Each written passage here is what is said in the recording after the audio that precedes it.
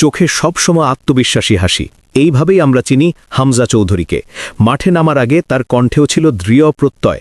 ভিয়েতনামের বিপক্ষে জয়ের স্বপ্ন দেখেছিলেন তিনি। কিন্তু ফুটবল যে কখনো কখনো নির্মম বাস্তবতার গল্প লেখে, সেটাই যেন আবারও দেখা গেল এই ম্যাচে। ম্যাচের এক পর্যায়ে যখন ক্যামেরার লেন্সে ধরা পড়ল তার মুখের অভিব্যক্তি, তখন সেখানে আর সেই পরিচিত হাসি নেই, বরং ছিল হতাশা আর ক্লান্তির ছাপ। কারণ তখন স্কোরবোর্ড বলছে বাংলাদেশ ৩-০ গোলে পিছিয়ে স্বাগতিক ভিয়েতনাম ন্যাশনাল ফুটবল টিমের বিপক্ষে। ম্যাচের শুরুটা বাংলাদেশের জন্য ছিল একেবারেই স্বপ্নের মতো। খেলা শুরু হতেই বোঝা যাচ্ছিল স্বাগতিক দল আক্রমণাত্মক পরিকল্পনা নিয়ে মাঠে নেমেছে, আর তারই ফল মিলতে সময় লাগেনি খুব বেশি। ম্যাচের মাত্র ৮ মিনিটে ঘটে যায় বড় বিপত্তি। কর্নার থেকে ভেসে আসা বল ক্লিয়ার করতে গিয়ে নিজেদের জালেই বল জড়িয়ে দেন জিয়ান আহমেদ। মুহূর্তের মধ্যেই স্তব্ধ হয়ে যায় বাংলাদেশের ডিফেন্স। নিজেদের ভুলেই ১-০ ব্যবধানে পিছিয়ে পড়ে লাল সবুজের দল। গোল হজমের পর অবশ্য কিছুটা ঘুরে দাঁড়ানোর চেষ্টা করেছিল বাংলাদেশ, কিন্তু ভিয়েতনামের সংগঠিত আক্রমণ যেন একের পর এক ঢেউয়ের মতো আছড়ে পড়ছিল বাংলাদেশের রক্ষণভাগে। তাদের পজিশন মার্কিং, দ্রুত পাসিং আর ঠিক সময়ে ঠিক জায়গায় উপস্থিত থাকার দক্ষতা দেখে মনে হচ্ছিল ম্যাচের নিয়ন্ত্রণ পুরোপুরি তাদের হাতেই। বাংলাদেশের খেলোয়াড়রা চেষ্টা করলেও সেই চাপ সামলানো সহজ হচ্ছিল না। প্রথম ধাক্কার রেশ কাটতে না কাটতেই আসে দ্বিতীয় আঘাত। ম্যাচের ১৮ মিনিটে রাইট উইং থেকে ভেসে আসা এক লম্বা ক্রসে অসাধারণ ফিনিশিং করেন ভিয়েতনামের রাইট ব্যাক ফাম সুয়ান মান। দুর্দান্ত সেই গোলে ব্যবধান হয়ে যায় ২-০। গোলের সময় অফসাইডের দাবি তুলেছিলেন হামজা চৌধুরী, কিন্তু রেফারি তাতে কর্ণপাত করেননি। ফলে হতাশা আরও বাড়তে থাকে বাংলাদেশের শিবিরে।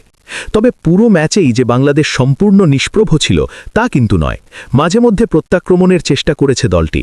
বিশেষ করে ফাহিম মোরসালিনের একটি জোরালো শট কিছু সময়ের জন্য আশার আলো দেখিয়েছিল সমর্থকদের, কিন্তু সেই সুযোগটিও দারুণ দক্ষতায় প্রতিহত করেন ভিয়েতনামের অভিজ্ঞ গোলরক্ষক দাং ভান লাম।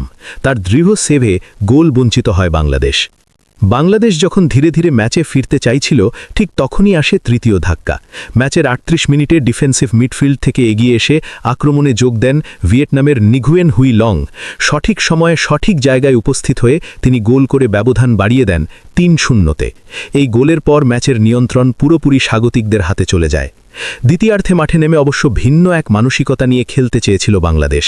৩ গোল পিছিয়ে থেকেও অনেক সময় ফুটবলে কামব্যাকের গল্প লেখা হয়েছে, কিন্তু সেদিন যেন সেই শক্তিটুকুও দেখা গেল না লাল সবুজের ফুটবলারদের মধ্যে। বিশেষ করে ফাহিম মোরসালিনদের শারীরিক ভাষা দেখে মনে হচ্ছিল তারা বেশ ক্লান্ত। একের পর এক আক্রমণ ঠেকাতে গিয়ে শক্তি অনেকটাই ক্ষয় হয়ে গিয়েছিল। তাই দ্বিতীয়ার্ধে বাংলাদেশের মূল লক্ষ্য হয়ে দাঁড়ায় আর গোল না খাওয়া। ডিফেন্স শক্ত করে রেখে মাঝে মধ্যে ছোট ছোট আক্রমণের চেষ্টা করেছে দলটি, যদিও সেগুলো খুব বেশি বিপজ্জনক হয়ে উঠতে পারেনি। তবুও একটি ইতিবাচক দিক ছিল, শেষ পর্যন্ত আর কোনো গোল হজম করতে হয়নি বাংলাদেশকে। ফুটবল ইতিহাস বলে ৩-০ ব্যবধানে পিছিয়েও অনেক দল ম্যাচে ফিরে এসেছে, কিন্তু সেই ম্যাচে বাংলাদেশের কোচ জ্যাভিয়ার ক্যাব্রেরার হাতে যেন কোনো কার্যকর প্ল্যান বি ছিল না। মাঠে থাকা খেলোয়াড়দের মধ্যেও তেমন কোনো ফাইট ব্যাকের ছাপ দেখা যায়নি। ফলে ম্যাচের শেষ পর্যন্ত স্কোর লাইন অপরিবর্তিতই থাকে। ৩-০ ব্যবধানে জয় পায় ভিয়েতনাম। এই ম্যাচটি আরেকবার মনে করিয়ে দিল বাস্তবতার কঠিন পার্থক্য। ফিফা র্যাঙ্কিংয়েই তার প্রমাণ।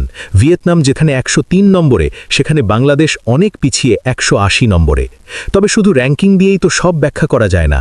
প্রশ্নটা এখানেই, দলে যখন হামজা চৌধুরীর মতো অভিজ্ঞ ফুটবলার আছেন, তখন কি আরও লড়াই করার মানসিকতা দেখানো যেত না? ম্যাচ শেষে তাই অনেকের মনেই ঘুরপাক খাচ্ছে একটি প্রশ্ন: বাংলাদেশ কি ম্যাচ হারার আগেই মানসিকভাবে হেরে গিয়েছিল, নাকি এটি শুধুই অভিজ্ঞতা আর পরিকল্পনার ঘাটতির ফল? একটা বিষয় অবশ্য পরিষ্কার, এই ম্যাচ বাংলাদেশের জন্য বড় এক শিক্ষা হয়ে থাকল।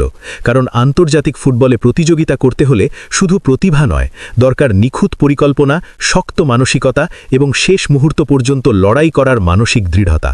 আর হয়তো সেই কারণেই এই ম্যাচের হতাশা থেকেই ভবিষ্যতের নতুন লড়াইয়ের শক্তি খুঁজে নিতে হবে হামজা চৌধুরীদের।